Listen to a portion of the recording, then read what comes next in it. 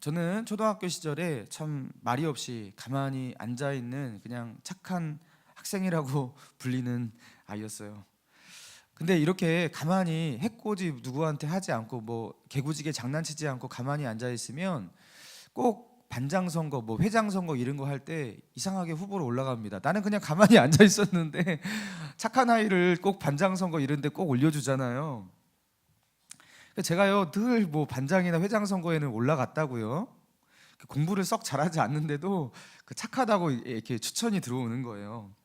자, 그런데 늘 그 후보에 나가서 그 후보자 그 왜 인사를 할 때 있잖아요. 그때 저는 반장하기 싫습니다. 회장하기 싫습니다 하고서 내려왔어요. 한 번도 그래서 한 적이 없었습니다.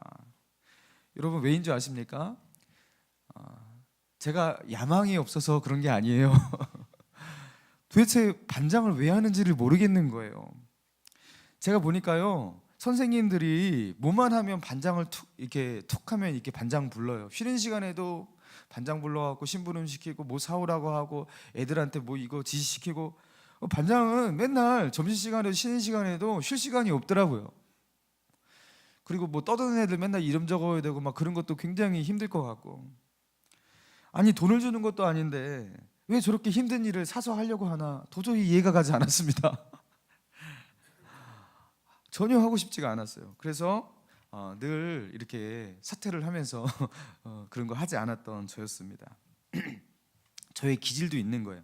여러분 그런데 제가 이번에 그 서울 남로에 그 가을로회 때 그 목사 안수식 이제 그 예배 같이 이제 참관해서 예배를 드리는데 그때 이제 설교를 맡으신 목사님께서 그리고 한 예화를 드시는데 자기가 이제 초등학교 때 얘기를 그분도 하시더라고요.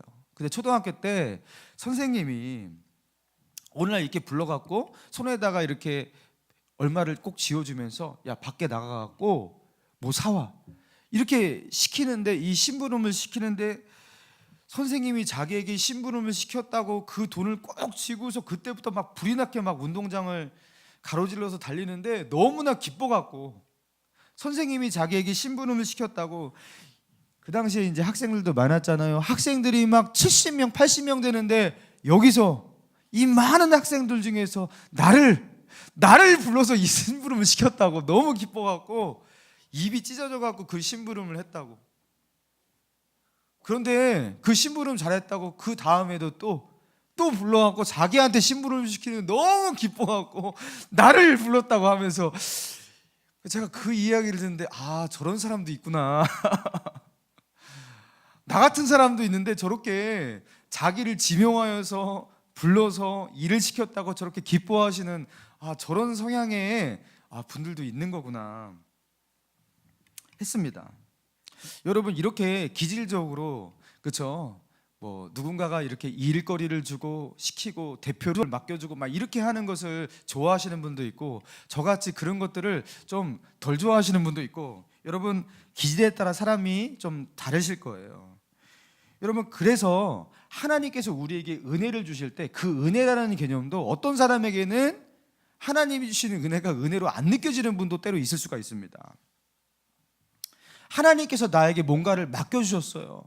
그러면 나 같은 자에게 이런 일을 맡겨주셨다니 너무 감사합니다, 은혜입니다 하시는 분도 있고 너무 부담스러운데 하면서 이거를 은혜로 느끼지 못하시는 분도 있을 수가 있어요. 여러분 그런데요 하나님께서 우리에게 뭔가를 맡기셨다라는 거 여러분 이거는 은혜가 맞아요. 은혜가 맞아요. 근데 사람에 따라 저 같은 성향의 사람은 때로는 그것을 은혜로 느끼지 않을 수가 있다라는 거예요. 여러분 은혜라는 것은 죄 때문에 죽을 수밖에 없는 우리를 이 나의 죄를 사해 주시고 그리고 나를 구원해 주신 것 여러분 이것만 은혜가 아닙니다. 나의 삶 가운데 베풀어 주신 크고 작은 여러 가지 그렇죠? 여러 가지 공급해 주시는 그런 것만 은혜가 아닙니다. 여러분 하나님께서 우리를 부르셔서 우리를 사용하셔서 그렇죠? 우리에게 뭔가를 맡겨주실 때 여러분 그것도 놀라운 은혜인 줄로 믿습니다. 여러분 오늘 본문 28절, 29절, 30절 우리 같이 한번 누가복음 1장 28, 29, 30절 같이 한번 읽겠습니다. 시작. 그에게 들어가 이르되 은혜를 받은 자여 평안할지어다 주께서 너와 함께 하시도다 하니 처녀가 그 말을 듣고 놀라 이런 인사가 어쩌민고 생각하매 천사가 이르되 마리아여 무서워하지 말라 내가 하나님께 은혜를 입었느니라. 자, 지금 성탄절을 맞아서 제가 이 본문을 정했는데요, 이 본문을 보다가 제가 사실 다른 거에 꽂혔어요. 아니, 가브리엘 천사를 통해서 하나님께서 이 마리아에게 나타나셔서 마리아에게 말하는데 뭐라고 말씀하십니까? 28절 보니까 은혜를 받은 자여 평안할지어다 주께서 너와 함께 하시도다. 그리고 30절 보니까 마리아여 내가 하나님께 무엇을 입었다고요? 은혜를 입었느니라. 처음부터 너는 은혜를 입은 특별한 사람이다, 은혜를 입었다, 그렇게 말하고 있어요. 여러분, 천사 가브리엘이 그 하나님의 보내심을 받아서 한 말이니까 이게 하나님의 메시지로, 하나님의 말씀으로 봐도 상관이 없습니다. 그러니까 하나님은 마리아를 은혜 받은 사람으로 그렇게 정의하고 은혜 받은 사람이라고 부르고 계시다라는 거예요. 여러분, 그런데 이게 마리아가 정말 은혜 받은 사람일까? 제가 한번 생각해 보았어요. 마리아의 뱃속에, 그렇죠? 예수 그리스도가 이제 잉태가 되잖아요. 그리고 예수님이 마리아를 통해서 그렇게 태어나게 되지 않습니까? 여러분, 그게 진짜 은혜일까? 여러분, 마리아에게 아기를 주셨어요. 근데 이 아기가 평범한 아기가 아닙니다. 물론 이 아기는 그 인류를 구원할, 그렇죠? 인류의 생명을 구원할 하나님이 보내신 하나님의 아들이기도 하지만 이 아이는 십자가를 질 아이예요. 그리고 30년의 생애를 살다가 비참하게 죽을 아이예요. 그리고 어머니 곁을 그렇게 떠나야 될 아이예요. 여러분, 이거 굉장히 부담스러운 거 아닙니까? 하나님은 이걸 다 알고 계시다고요. 마리아는 모르겠지만 하나님은 이 모든 것을 알고서 지금 하시는 말씀이라고요. 그런데도 불구하고 은혜 받은 자라고 말씀하고 있다라는 것. 여러분, 그리고 마리아가 처하고 있는 지금 상황은요, 마리아는 지금 결혼도 하지 않았어요. 정혼한 상태, 약혼한 상태였지 결혼을 하지 않았단 말이에요. 근데 이 처녀가 이 동정녀가 잉태하여서 임신을 한다. 여러분, 이게 어떻게 은혜가 될 수가 있냐라는 거예요. 굉장히 부담스럽죠. 그렇죠? 임신을 했어요. 여러분, 이거 엄청난 부담스러운 일 아니겠습니까? 그렇죠? 임신을 했어요. 여러분, 엄청나게 부담스럽죠? 이게 어떻게 그냥 마냥 은혜일 수가 있냐라는 거예요. 이거 매우 고민에 빠지게 만듭니다. 이게 어떻게 은혜일 수 있을까? 오히려 하나님께서 마리아여 미안하구나, 너가 처녀지만 내가 너에게 부탁 좀 하겠다 하면서 양해 좀 구하노라 하면서 이렇게 이게 맞지 않나? 이거 마리아에게 굉장히 이거 황당스러운 사건 아닌가? 이런 생각이 드는 거예요. 여러분, 혹시 마리아가 이렇게 내성적이고요, 이렇게 꿈이 현모양처고 평범한 가정주부로 사는 것이 꿈이 소박한 그런 꿈을 꾸고 살아가는 그런 성향의 사람이라고 해요. 그럼 이거 굉장히 부담스럽습니다. 자기를 통해서 뭐 그런 사람이 태어난다라는 것도 부담스럽고, 처녀가 잉태하여 아기를 낳는다는 것도 너무나 부담스럽고, 결혼을 앞두고 있는 사람이 임신을 한다는 것 너무너무나 부담스럽고, 여러분, 그런데 하나님은 그런 마리아에게 은혜를 입은 자요, 은혜를 받은 자요 하면서 그는 은혜를 받은 사람이라고 그렇게 말하고 있다라는 거예요. 여러분, 여기서 하나님께서 말씀하시는 그 은혜라는 게 어떤 개념이라는 거예요. 여러분, 그리고 마리아의 반응을 한번 보겠습니다. 마리아가 느끼는 감정. 자, 46절을 한번 볼까요? 46절부터 48절까지 한번 읽어보겠습니다. 자, 시작. 마리아가 이르되 내 영혼이 주를 찬양하며 내 마음이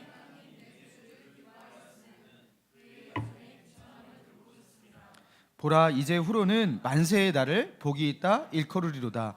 지금 마리아가요, 자신을 통해서 그 예수님이 태어난다라는 것을 알게 되고서 지금 하나님을 막 찬양하고 있는데 너무 기뻐하고 있어요. 내 영혼이 주를 찬양하며 기뻐함은 이 여종의 비천함을 돌보셨음이라. 이제 만세의 날을 뭐 있다 한다고요? 복이 있다 하리로다. 복이 있다고 그렇게 사람들이 말할 것이다. 자기가 복받은 사람이라고 그렇게 여기고 있어요. 자, 그렇다면 마리아 자신도요, 자기가 하나님께 은혜를 입은 자라는 것을 그렇게 느끼고 있고 그 은혜를 입은 감격에 겨워하고 있다는 것 분명합니다. 자, 그러면 하나님께서 말씀하신 마리아에게 은혜를 입은 자라고 말했고, 마리아는 자기가 은혜를 받은 자라고 느끼고 있는데 여기서 말하는 은혜라는 게 뭐냐라는 거예요. 여러분, 왜 이게 은혜입니까? 십자가를 지고서, 그렇죠? 죽어야 할 아이, 30년에 살고서 운명을 다할 그 비참한 운명의 그 아이가 자기에게 태어나는데, 왜 처녀의 몸에서 부담스럽게 태어나는데 그게 왜 은혜일까? 여러분, 은혜라는 것은 헬라어로 이제 카리스라고 그래요. 카리스. 이 카리스를 우리나라 말로 가장 정확하게 번역하면 은혜가 맞아요. 은혜. 유사한 단어로 번역한다면 호의 정도로 됐어요. 호의. 하나님의 호의, 하나님의 은혜. 그게 카리스입니다. 여러분, 이 은혜라는 것이 우리가 바로 인식해야지, 우리가요, 하나님 나라 위해서, 또 주님의 영광 위해서, 어떤 사람은 그러잖아요. 많은 것을 포기합니다. 많은 것을 내려놓습니다. 그리고 주님의 나라 위해서 자신의 삶을 헌신하고, 그리고 심지어, 그렇죠, 뭐 선교사로 간다든가, 그렇죠, 그 속에서도 아주 열악하고 쉽지 않은 그런 삶인데도 불구하고 그 속에서 나는 하나님께 은혜 받은 사람입니다 하면서 감사하는 사람들이 있잖아요. 마치 하나님을 위해서 자기의 것을 다 주면서도 자기가 은혜 받은 사람이라고 말하는 그들이 가지고 있는 그 정서를 이해할 수가 있는 것이 은혜에 대한 올바른 정의를 가지고 있어야지 되는 거예요. 여러분, 내세에 우리가 구원을 받고 이 땅에서 하나님이 주시는 세상에 많은 축복들이 있고, 여러분, 이것만이 은혜가 아니라는 거예요. 하나님께 쓰임 받을 때, 여러분, 성경에서는요 그것을 은혜라고 합니다. 하나님의 일, 하나님의 나라의 일에 우리가 동참할 때, 그래서 하나님이 우리를 불러서 하나님의 도구로 우리를 사용하실 때 하나님은 그것을 은혜라고 말씀하셔요. 왜입니까? 하나님께 쓰임 받고 있기 때문에 너는 은혜 받은 자다 그러는 거예요. 여러분, 마리아가 왜 은혜 받은 자냐면, 하나님께서 이 땅에 당신의 독생자를 보내실 때 그 구속사역 가운데, 그 중심 가운데 이 여인을 부르셨어요. 당신의 이 구속사역을 이루는데 그 통로로 이 여인을 사용하셨어요. 그래서 이 여인은요, 하나님의 사역 가운데, 그 크신 구속의 사역 가운데 쓰임을 받고 있기 때문에 은혜 받은 자가 되고 있는 거예요. 여러분, 이런 개념 가운데 보자면 모세가 너무나 은혜 받은 자였던 거예요. 왜입니까?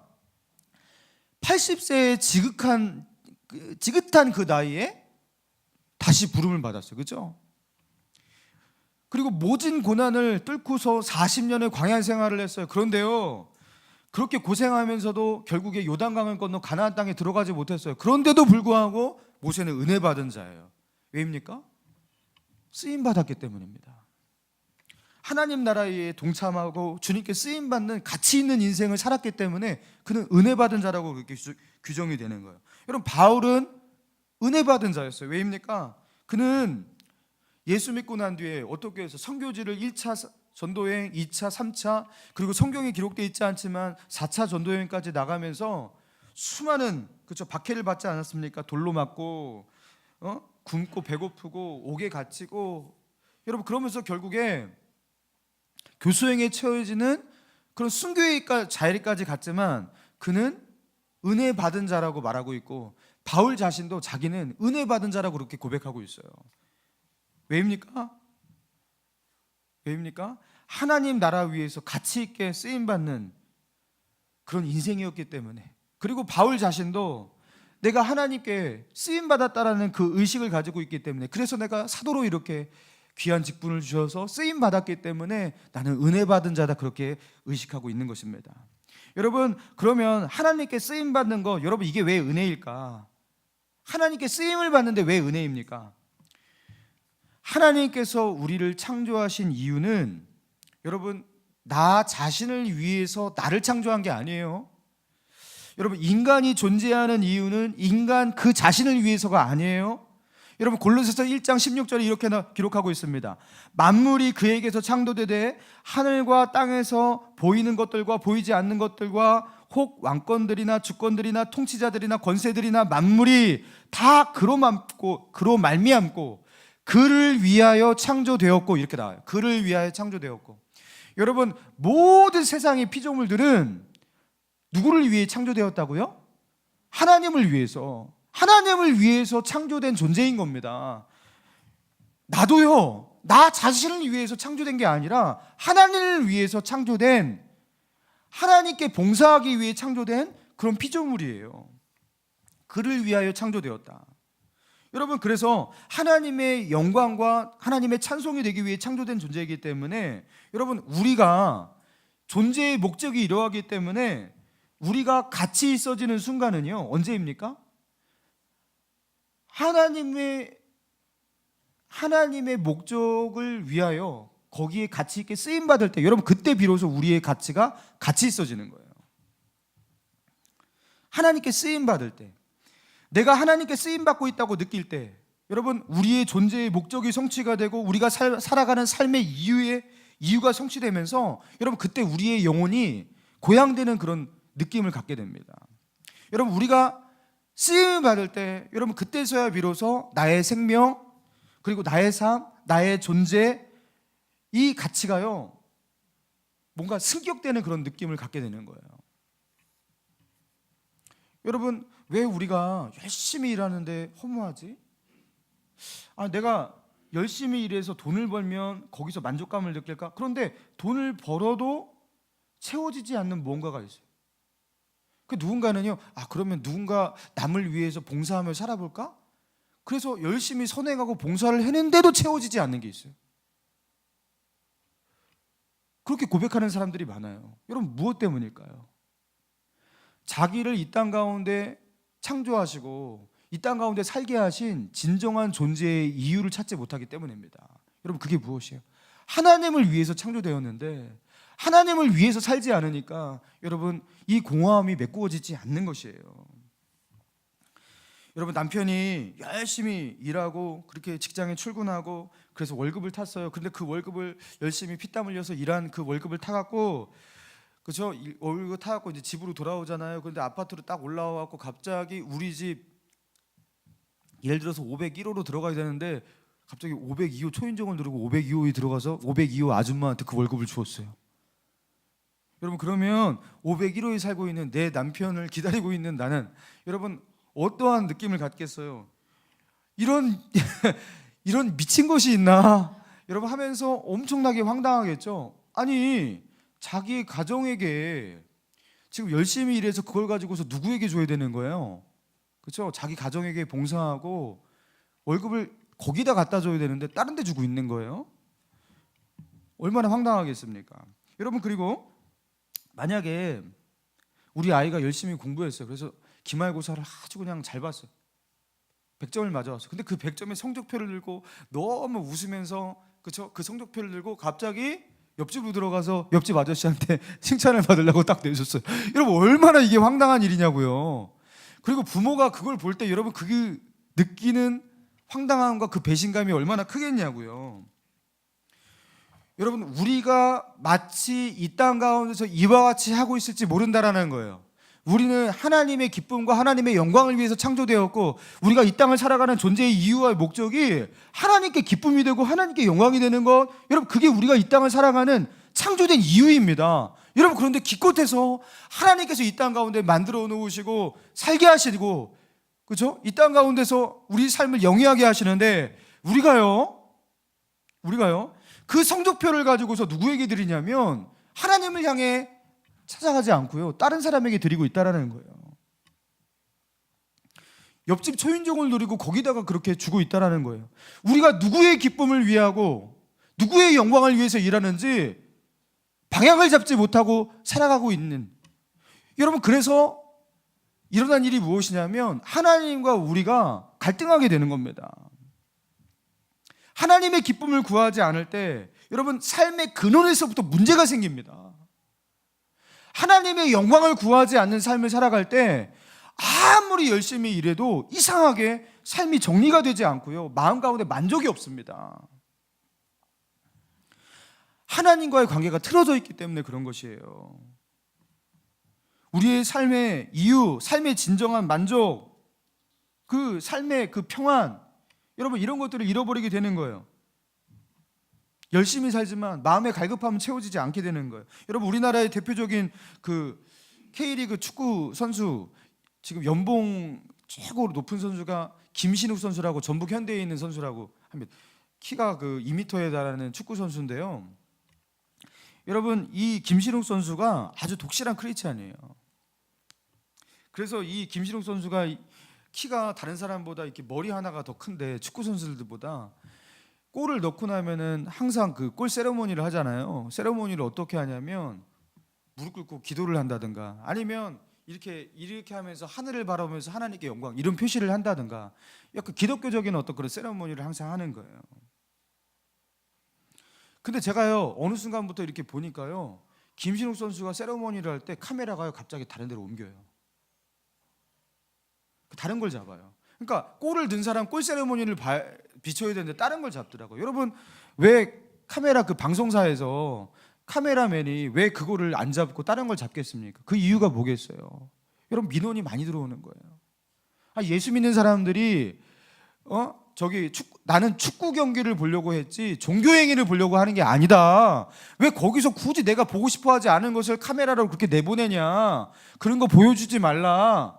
막 이렇게 하면서 여러분 이런 것들이 막 들어오니까 이제 방송사도 어떻게 하는 거냐면 그 기독교적인 어떤 그런 색채가 풍겨나는 그런 모양이라 골 세레모니를 할 때 그거 보내주기가 부담돼서 막 카메라를 피하기도 하고 그렇게 하는 거예요. 여러분 그런데 최근에도 보았습니다. 김신욱 선수가 여전히 그렇게 하나님께 영광 돌리는 그런 행위를 여전히 하고 있더라고요. 여러분 본인도 알아요. 그런 것 때문에 어떤 사람들은 자기를 욕하고 비난하는 거 알아요. 그럼에도 불구하고 왜 그렇게 합니까? 지금 독일 분데스리가에 뛰고 있는 그 이재성 선수, 이 친구도 굉장히 독실한 크리스찬이에요. 이 친구도 독일에서 그러고 있더라고요. 독일에서 골 넣으면 무릎 꿇고 기도하고 그렇게 하고 있더라고요. 여러분 사람들이 그거 미워하고 싫어하고 그걸 질타하고 여러분 그런 사람도 많은데 방송사도 부담스러워하는데 왜 그걸 굳이 고집할까? 여러분 그 이유가 뭐겠습니까? 김신욱 선수는요 축구를 하는 이유가 자기가 축구 선수 되어서 MVP가 되고 최고의 축구 선수 연봉 킹이 되어서 부자가 되고 명예를 움켜쥐고 유명한 축구 선수가 되는 그 자체가 자기의 목적이 아니에요. 여러분 그게 자기의 삶의 이유가 아니에요. 그거는 도구일 뿐인 거예요. 자기가 축구를 열심히 하는 진정한 이유 그것이 무엇입니까? 그걸 통해서 하나님이 드러났으면 좋겠는 거예요. 하나님께 영광을 조금이라도 돌렸으면 좋겠는 거예요. 이게 진짜 목적인데 그러니까 그걸 포기할 수가 없는 거예요. 여러분 차동엽 신부 천주교 차동엽 신부님이 그 책에서 그런 이야기를 써놨더라고요. 가치에는 목적 가치와 도구 가치라는 것이 있다. 목적 가치와 도구 가치. 여러분 목적 가치는 무엇이냐면 평등, 사회정의, 평화 그 자체가 목적이 되는 가치들을 말하는 거예요. 자유 뭐 이런 것들이요. 여러분 그래서 도구 가치라는 건 무엇이냐면 이런 목적 가치를 위해서 도구가 되는 가치들 있잖아요. 평화를 위해서 때로는 돈이 필요할 때가 있잖아요. 그래서 도구 가치입니다.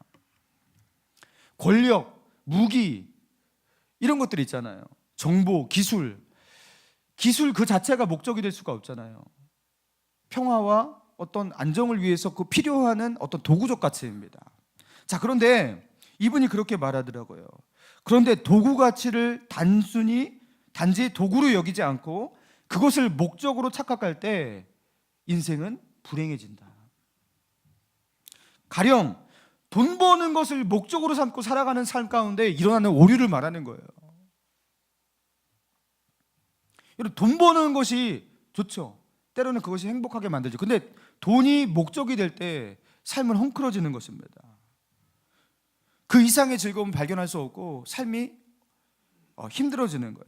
여러분 이 김신욱 선수에게 축구는 목적 가치가 아니었던 거예요. 대한민국 최고의 축구 선수가 되는 거 그 자체가 목적이 아니라 그건 도구 가치예요. 진정한 크리스찬이라면 그럴 거예요. 진정한 목적은 무엇입니까? 하나님께 영광 돌리는 것, 주님의 기쁨이 되는 것. 이것을 위해서 도구가 되는 도구 가치, 그게 이제 축구일 뿐인 것입니다. 그리고 자기는 그 가운데서 하나님의 영광을 위해서 쓰임 받았다고 느낄 때 그때 그것이 자기의 즐거움과 기쁨이 되고 있는 거죠. 사랑하는 여러분, 하나님의 아들 그 구원자를 마리아를 통해서 이 땅 가운데 태어나게 하시려고 그렇게 마리아에게 말씀하셨을 때 마리아가 말할 수 없는 기쁨으로 노래하잖아요. 하나님, 나같이 이렇게 비천한 사람을 어떻게 이렇게 귀한 도구로 쓰일 수가 있습니까? 하면서 하나님을 막 찬양하고 너무나 즐거워하잖아요. 여러분 우리 안에 이런 하나님의 은혜가 회복되었으면 좋겠습니다. 하나님 나를 사용하신다면, 나같이 이렇게 연약한 사람, 이렇게 쓸모없는 사람을 주님의 영광을 위해서, 하나님의 나라를 위해서, 주님의 뜻을 위해서 그렇게 사용하신다면 그것이 나에게 너무나 큰 기쁨입니다. 하나님, 그것이 나에게 은혜입니다. 수많은 사람들이 있는데 그 중에서 나를 불러서 나를 통해서 하나님이 일하신다고 하시니 하나님 너무나 감사합니다. 사랑하는 여러분, 이런 기대와 이런 사모하심이 여러분에게 있으십니까? 나를 통해서, 나의 헌신을 통해서 주님의 나라가 확장되는 것, 그리고 주님의 교회가 세워지는 것, 그리고 나를 통해서 한 영혼이 주께 돌아오는 것, 여러분 이것을 꿈꾸면서 이것을 은혜로 여기고 계십니까? 여러분 그걸 은혜로 인식하면서 기대하면서 그렇게 살아가신다면 여러분 그때부터요 교회 생활도 신앙 생활도 많이 달라지실걸요. 제가 이렇게 전화해갖고 이번에 무엇 좀 부탁하겠습니다 하면서 이렇게 맡겨줄 때 부담스러운데요. 보통 이렇게 반응하시는 분들 그때부터 목사님 너무 감사합니다 그러면서 저에게 이렇게 맡겨주시니 너무 감사합니다. 이게 수많은 사람들이 있지만 저를 불러서 지명하여서 이렇게 맡겨주신다니 하나님의 뜻으로 알고 너무나 감사합니다 하면서 기뻐하실 거예요. 감사하실 거예요. 여러분 그런데 우리 안에 이런 은혜의 개념들이 너무나 없어지고 있어요. 막 부담스러워하고, 조그만 십자가도 십자가가 조금만 가벼웠으면 좋겠다고 좀 십자가를 좀 가볍게 해달라고 하면서 여러분 너무 이렇게 되고 있습니다. 헌신해야 할 때 때로는 나의 즐거움을 내려놓고 포기해야 하는 일이라도 여러분 그 가운데 내가 쓰임받고 있다고 느낀다면 그게 그렇게 슬프게 느껴지지 않으실 거예요. 왜입니까? 나는 그것을 위해 태어났고 그것을 위해 살고 있고 그것 없이는 나의 삶은 무의미하고 가치가 없기 때문입니다. 주님께서 나를 쓰실 때 비로소 나는 가치 있는 인생이 된다는 이 확신이 있기 때문에 여러분 주님이 쓰실 때 그때 은혜의 감격 속에 젖어드는 거예요. 세상에서는 자아 성취라는 것을 굉장히 중요하게 생각합니다. 자아를 이루어라, 자아를 성취해라, 자아를 실현하라. 심리학적으로도 이렇게 자아 성취라는 거, 이거는 자존감과 자기 만족감, 행복에 굉장히 중요한 요소라고 그렇게 말해요. 여러분 그런데 기독교에서는 꼭 반대와 같이 얘기하잖아요. 자아를 부인해라, 자기를 부인해라 그렇게 말하잖아요. 왜입니까? 자기 부인을 통해서 뭘 하려고 자꾸 자기를 부인하라고 하는 거예요? 누가복음 9장 23절에 또 우리에게 이르시되 아무든지 나를 따라오려거든 자기를 부인하고 날마다 제 십자가를 지고 나를 따를 것이니라. 여러분 자기를 부인하는 이유가 무엇이냐면 주님을 따르기 위해서 그런 거예요. 주님 따라 살기 위해서, 주님의 뜻을 이 땅 가운데 성취하기 위해서, 하나님의 목적을 성취하기 위해서, 어떻게든지 그 목적대로 살아가기 위해서 자기를 부인하는 거예요. 여러분 그런데 그렇게 하나님의 뜻, 하나님의 목적을 성취하기 위해서 자기를 부인하는데 우리 안의 영혼은요 더 고양되고 우리는 더 가치 있게 느껴지는, 세상이 줄 수 없는 하늘에서 하나님이 주시는 그 만족이 우리 안에 채워지기 시작하는 것입니다. 사랑하는 여러분, 성탄을 앞두고 있는 지금 또 2019년을 앞두고서 내년을 계획하면서 기도하고 있는 이 시간, 쓰임받는 인생이 되기를 소망하면서 기도하며 그렇게 계획해보지 않겠습니까? 주님께 쓰임받는 가치 있는 삶이 되게 해달라고 그렇게 기도할 수 있고 또 그런 삶을 살기로 결단하는 저와 여러분 되기를 주님의 이름으로 축원합니다.